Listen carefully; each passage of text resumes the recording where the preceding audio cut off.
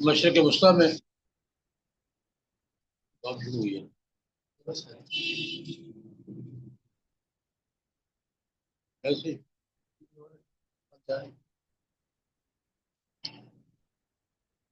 میں گزارش کر رہا تھا کہ پاکستان بننے کے بعد مان لیجیے مسئلہ پیدا ہوا کہ حکومتی ڈھانچہ کیا ہوگا.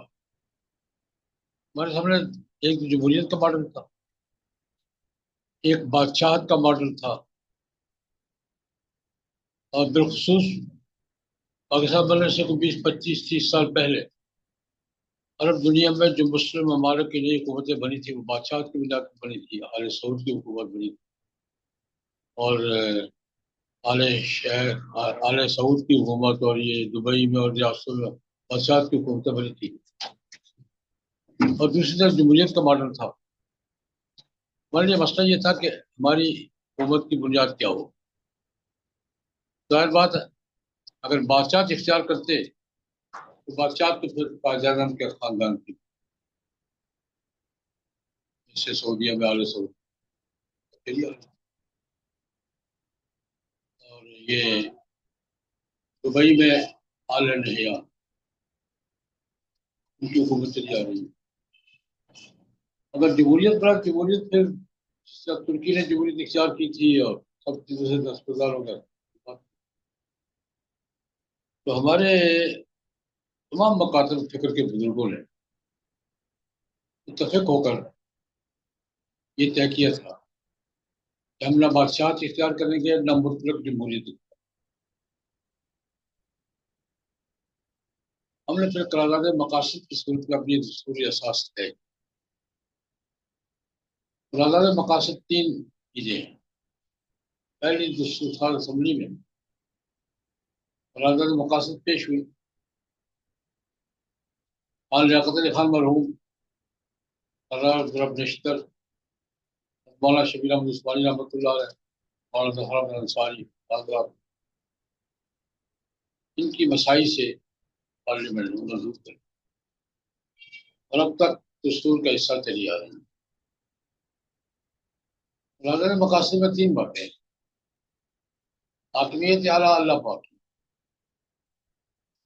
حاکمیت مطلقہ، حاکمیت اعلیٰ. دوسری بات حق کے حکمرانی عوام کے منتخب نمائندے، نہ طاقت پر نہ بادشاہ، حق کے حکمرانی عوام کے منتخب نمائندے. تیسری بنیاد قرآن و سنت کی بالادستی ہوگی، اور پارلیمنٹ قرآن و سنت کے خلاف کوئی قانون نہیں بنا سکتا. 3 اصول ہے: حاکمیت اعلیٰ اللہ پاک کی، حق کے حکمرانی عوام کو منتخب نمائندوں کو، اور قانونی بالادستی کس کی ہے؟ قرآن. اس پر حضرت مقاصد کے یہ 3 ستون ہیں. منظور ہو گئی. ہر دستور کا حصہ رہی ہے. 56 کے دستور کا بھی، 62 کے دستور کا بھی، 73 کے دستور، 73 کا دستور چلا رہا ہے. لیکن ایک تھوڑی سی وضاحت کے ساتھ بطور تمہید، بطور قانون کے نازل مقاصد 56 کے دستور کی بھی تمہید تھی، جس طرح جی باچا رہتے تبرک. 62 کے دستور کی بھی تمہید تھی، 73 کے دستور کی بھی تمہید. حصہ تھی واجب العمل. جنرل ضیاء الحق مرحوم کے دور میں جب وہ آئینی ترامیم کا مسئلہ پیش آیا، سپریم کورٹ نے جنرل ضیاء الحق کو اختیار دیا کہ وہ حفاظ شریعت کے لیے ترامیم کر سکتے ہیں. انہوں نے قرارداد مقاصد کو نمبر تبدیل کیا. اس کا نمبر یہ نہیں یہ ہوگا، اس کا فرق یہ ہوا قرارداد مقاصد تمہید کی بجائے واجب العمل حصہ دستور کی باقاعدہ دفعہ پر پہلے پیش رفت.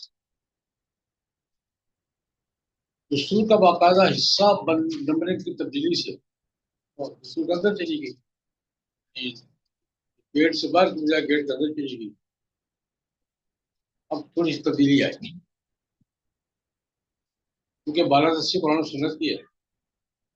ایک راستہ کھل گیا ہمارے لیے کہ دستور کی کوئی اور دفعہ یا ملک کا کوئی قانون قرآن و سنت کے خلاف ہے تو قرارداد کے مقاصد کی بنیاد پر عدالت میں چیلنج کریں اور عدالت کے قرارداد مقاصد کی بنیاد پہ پابند ہوگی. عدالت بھی پھر پابند ہوگی قرآن و سنت.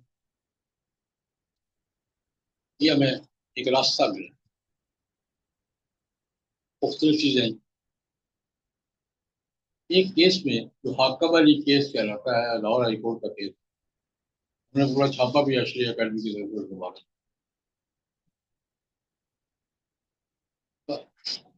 دستور میں لکھا ہے کہ صدر مملکت کو سزائے موت منسوخ کرنے کا اس کو رحم کی اپیل کریں. اگر کسی کو سزائے موت ہو جائے سارے تقاضے پورے ہو جائیں آخری مرحلہ ہو آخری مرحلے سے پہلے وہ مجرم پہلے تو ملزم تھا اب مجرم ہے وہ صدر سے رحم کی اپیل کرے صرف انسانیت کی بنیاد پر صدر سزا معاف بہت ساری ہوئی.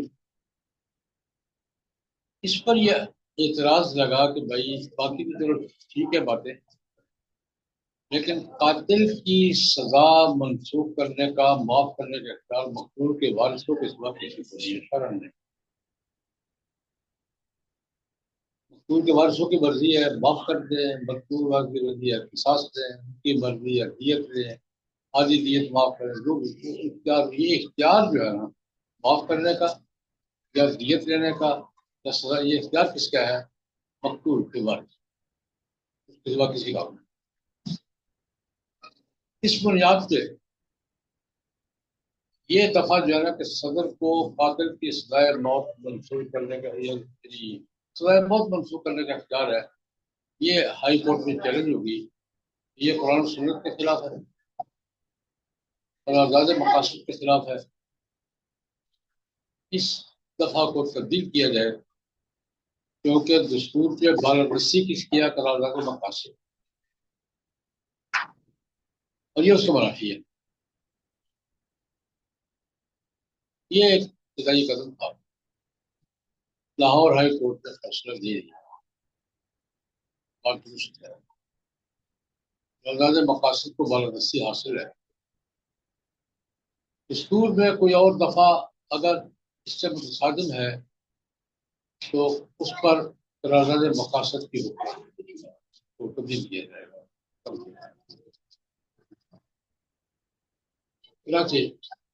صدر کا یہ اختیار کہ وہ قاتل کی سزا معاف کر سکتا ہے یہ اس فیصلے کی بنیاد قرارداد مقاصد کو بالادستی حاصل. یہ فیصلہ سپریم کورٹ میں چلا. اب سپریم کورٹ میں نکات کے پاس ہوتی ہے قرارداد مقاصد دستور کا حصہ تو ہے برابر کا حصہ یا بالادست ہے. دستور کی دفعہ تو ہے ٹھیک ہے نہیں لیکن باقی بھی دستور کی دفعہ ہے نا یہ بھی اسی دستور کی دفعہ ہے دستور کی دفعہ ہے. کیا قرارداد مقاصد کو دستور کی باقی دفعات پر بالادستی حاصل ہے حاصل ہے اگر ہے تو فیصلہ درست ہے نہیں تو فیصلہ درست ہے. اب اس نقطے پر سپریم کورٹ کے فل بینچ آخری فیصلہ یہ دیا قرارداد مقاصد ایک نارمل دفعہ ہے تو بالادستی کی دفعہ ہے نارمل باقی ہے. جسٹس سید نسیم حسن شامل ہوں چیف جسٹس کورٹ نے کیس سنا بلا فیصلہ دے دیا اور ہم پھر پرانے مقام لوڈو کا زیرو کا لوڈو کے زیرو آپ لڑا اور آگے کے امکانات کی اگر یہ کیس مکمل ہو جاتا تو میں نے سارے راستے کھلے ہوتے۔ وہ بھی شریف کے خلاف ہوتا تو ہم جانب کرتے۔ تو اگر مقاصد کو ملک کے دستور کی عام دفعہ قرار دے کر اس کی بالادستی کی نفی کی گئی، اس زمانے میں یہ جسٹس نسیم حسن شاہ مرحوم کے زمانے کی بات ہے، اس کی پوری رپورٹ ہم نے یہ شریعہ اکیڈمی گجرانوالہ کی طرف سے شائع کی اور موجود ہے۔ ہمارے چودھری محمد یوسف صاحب ایڈوکیٹ اللہ پاک سلام معذور ہیں، انہوں نے پوری رپورٹ شائع کی، اور یہ ہمارا راستہ جو ہے سپریم کورٹ میں رک گیا جا کر۔ قرارداد مقاصد ایک نارمل دفعہ ہے، وہ دفعہ بالادست دفعہ نہیں۔ چنانچہ صبح ہمارے مطالبات چلے آتے رہے۔ آج دستور میں نئی ترامیم کی بات ہو رہی ہے۔ ہمارا ایک مشترکہ فورم ہے ملی مجلس شریف پاکستان، دیوبندی، بریلوی، الازہری، شیعہ، جماعتیں سب ہم کسی بھی دستوری قانونی مسئلے اجتماعی رائے قائم کرتے ہیں، رائے دیتے ہیں، متعلقہ لوگوں تک پہنچاتے ہیں۔ چنانچہ ہم نے کی آئینی ترامیم کے بارے میں صاحب مرتب کی وہ اعلان کیا چھوٹا، پھر اس پر اسلام آباد کے علماء نے غور کیا، مجلس شریف کی ان تجاویز کی حمایت پہ ایک آدھ تدبیر کا اضافہ کیا اسلام آباد کے علماء نے، اور وہ انہوں نے فہرست ہم نے پھر مکمل شائع کی۔ آج کے روزنامہ اور ساتھ میں میرے کالم میں پوری فہرست کہ ہم ملک کے آئین میں اگر مزید ترامیم ضروری ہیں تو آپ اپنے اختیارات کو جو کرتے کریں، لیکن آپ وہ ترامیم بھی کریں جس سے نفاذ شریعت کے راستے میں رکاوٹیں ختم۔ اس میں ہم نے بھی یہ شامل ہو قرارداد مقاصد کو دستور کی بالاتر دفعہ قرار دیا جائے، تاکہ اگر کوئی قانون یا دستور کی دفعہ قرآن و سنت کے منافی ہو تو قرارداد مقاصد کی بالادستی کی بنیاد پر چیلنج کیا جا سکے۔ جو ہم نے تجاویز دی ہیں آج ہی شائع ہوئی ہیں، صاحب نے میرے کالم میں شائع ہوئی ہیں، اس کو ہم نے پارلیمنٹ کا کام کو بھجوا دی۔ ہمارے دو ہی کام ہوتے ہیں، کوئی مسئلہ کھڑا ہو، ایک اجتماعی موقف آئے۔ کی وجہ یہ ہے کہ ہم کسی مسئلے پر سب رائے الگ الگ رائے دے رہے ہوتے ہیں، کہیں نہ کہیں ایک آدھ کا جملے کا فرق ہوتا ہے، موقف ایک ہی ہوتا ہے، موقف ایک ہی ہوتا ہے، لیکن بس بہت دفعہ ایسا ہوا ہے، وہی بریلوی حضرات نے رائے دی ہے، وہی دیوبندیوں نے رائے دی ہے، وہی شیعہ حضرات نے دی ہے، لیکن الفاظ میں بڑا فرق ہوگا، اس کو بہانہ بنانے کے علماء میں اختلاف۔ اس کا حل ہم نے گزشتہ 15 سال سے یہ کر ایک موقف ہم اجتماعی ریکارڈ میں شامل کروا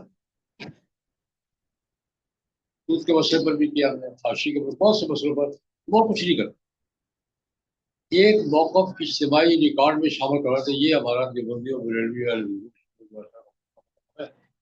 تاکہ کل یہ نہ کہہ سکیں کہ مجھ سے نہیں ہے، اور اس کا الحمدللہ بہت ایک 7واں یا 8واں مسئلہ جس پر اب اسی ساتھ بیٹھتے بڑے علماء ہیں، روکڑی صاحب ہیں، ڈاکٹر سفار نعیمی ہیں، علاغر نعیمی ہیں، میں ہوں، مولانا فضل رحیم صاحب ہیں، تو 15-20 علماء ہیں سرکردہ حضرات، مل بیٹھتے ہیں، ایک رائے قائم کرتے ہیں، رائے کا اظہار کرتے ہیں، پریس پہ دیتے ہیں، پھر متعلقہ لوگوں تک پہنچا دیتے ہیں، اجتماعی رائے یہ آپ کی مرضی ہے جو کریں گے۔ آج بھی ہم نے الحمدللہ یہ فریضہ ادا کیا ہے کہ اس میں تجاویز دی، اس میں ایک تجویز یہ بھی ہے کہ قرارداد مقاصد کو اگر ترمیم کرنی ہے، ایک ترمیم یہ بھی کریں، قرارداد مقاصد ملک کے دستور کی نارمل دفعہ نہیں ہے، قرآن و سنت کی وجہ سے یہ بالادست دفعہ ہے۔ جب یہ دستور مانتا ہے کہ قرآن و سنت کے خلاف کوئی قانون نافذ نہیں ہوگا، پھر قرآن و سنت والی دفعہ کو بالا دفعہ بھی تسلیم کرنا چاہیے، قرار دینا چاہیے۔ یہ میں نے تھوڑی سی اللہ مقاصد کہانی آج بیان کی ہے۔ ایک مسئلہ ہمارے یہ بھی چل رہا ہے، دعا کریں کہ اللہ رب العزت ہمیں اس مشن میں کامیابی نہیں سکے۔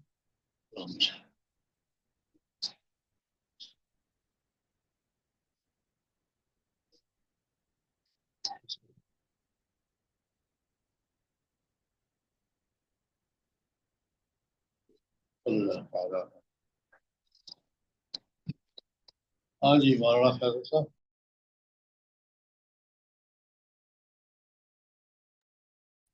السلام علیکم ورحمۃ اللہ۔ جی ثاقب بھائی کلاس کو ختم کرتے ہیں۔